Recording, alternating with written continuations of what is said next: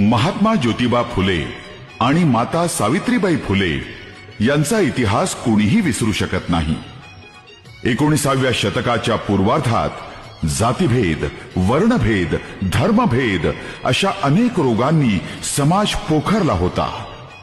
समाजाची ही व्यथा प्रथम ज्योतिबांनी ओळखली आणि ती दूर करण्याचा प्रयत्न केला। सती प्रथेला विरोध केला, स्त्रियांना सुशिक्षित करण्यासाठी शाळा उघडल्या, विधवा स्त्रियांना आधार दिला, अनाथ मुलाला दत्तक घेऊन त्याला आपलं नाव दिलं, नवसमाज निर्माण करण्यासाठी आयुष्यभर कष्ट केले। या सत्कार्यासाठी सावित्रीबाई सावलीसारख्या सतत त्यांच्या सोबत होत्या।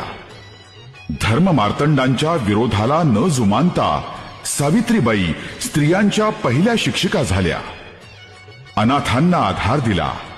अशा